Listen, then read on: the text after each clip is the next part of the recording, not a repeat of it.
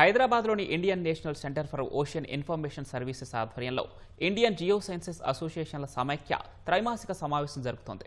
దేశవ్యాప్తంగా ఉన్న ప్రముఖ శాస్త్రవేత్తలు, పరిశోధకులు, విధాన రూపకర్తలను ఒక చోట చేరి భూమి వ్యవస్థ శాస్త్రాలలో ఇటీవల పురోగతులు, నూతనంగా తీసుకోవాల్సిన ప్రాధాన్యాంశాలు, జాతీయ అభివృద్ధిలో వాటి పాత్ర గురించి సమావేశంలో చర్చించారు.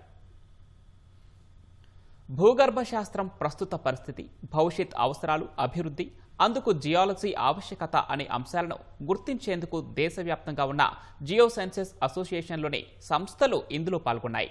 దాదాపు 250 మంది శాస్త్రవేత్తలు సైతం ఈ సమావేశంలో పాల్గొని తమ ఆలోచనల్ని పంచుకోవడమే కాకుండా పలు అంశాలపై సెమినార్లు ఇచ్చారు.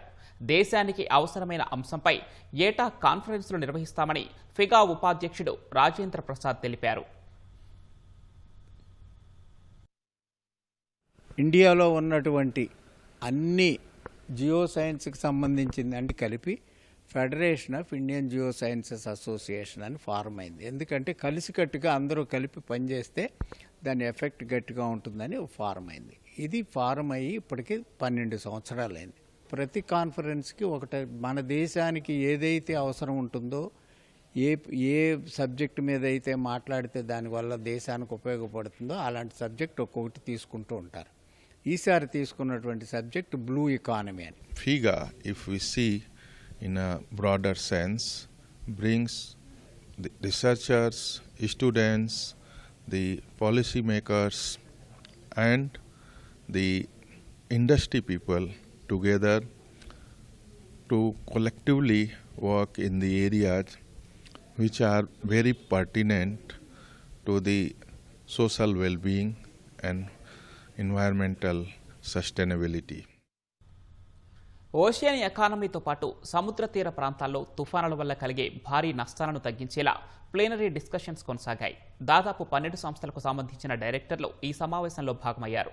ఇందులో పాల్గొన్న ప్రముఖులు భూమి వ్యవస్థ పరిశీలనలకు అవసరమైన సెన్సార్లు, మిగతా పరికరాల తయారీకి స్వదేశీ సామర్థ్యాలను అభివృద్ధి చేయవలసిన అవసరాన్ని ప్రస్తావించారు. సముద్ర రంగంలో ఓషియన్ ఆఫ్ ఆపర్చునిటీస్ అనే అంశాన్ని ప్రస్తావించారు. భారతదేశ బ్లూ ఎకానమీని బలోపేతం చేయడానికి సముద్ర జీవులు, నిర్జీవ వనరుల స్థిరమైన వినియోగాన్ని వారు సూచించారు.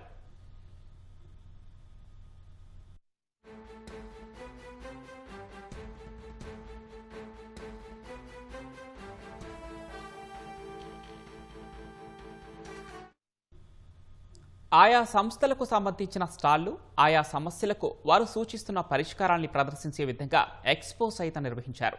ఈ క్రమంలోనే NGRI, ఇన్కాయిస్ వంటి సంస్థలు తమ ప్రొడక్ట్లను ప్రదర్శించడమే కాకుండా తమ సంస్థల పనితీరును వివరించాయి. బేసిక్గా ఇప్పుడు మేము అప్రోచ్ అవుతున్న మెథడాలజీ ఏంటంటే శాటిలైట్ అంటే ఉపగ్రహ ఛాయాచిత్రాన్ని యూస్ చేసుకుంటూ పర్టికులర్గా ఏ రివర్ బేసిన్లో ఎంతవరకు వర్షపాతం పడుతుంది, ఆ వర్షపాతము అక్కడ ఆ నేలతో ఎలా రియాక్ట్ అవుతుంది, ఆ నేలలో రియాక్ట్ అయిన తర్వాత అక్కడ కరువుగా ఎలా మారుతుంది అని ఒక కాన్సెప్ట్ చెప్తున్నాం.